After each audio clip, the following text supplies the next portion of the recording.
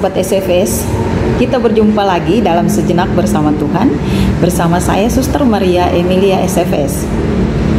Sahabat SFS, jika ada seorang yang berbuat salah dan menyakiti kita, berapa kali kita sanggup mengampuni dalam sehari?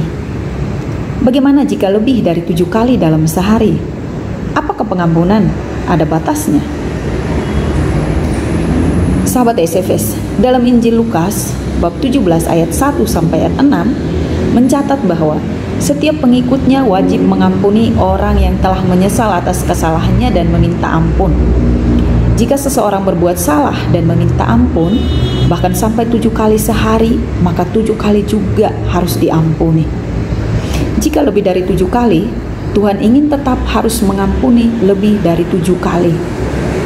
Artinya, mengampuni haruslah tanpa batas angka atau batas apapun. Bagi para murid dan kita menjadi tugas yang berat. Namun jika memiliki iman yang sebesar biji sesawi saja, maka kita dapat memindahkan gunung. Penguatan iman oleh Yesus bagi kita. Dan iman itu juga yang membuat para murid dan kita akan dapat terus mengampuni.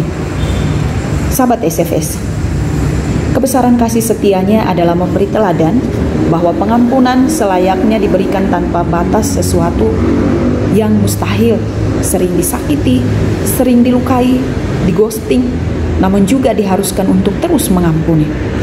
Ini tugas yang sangat berat.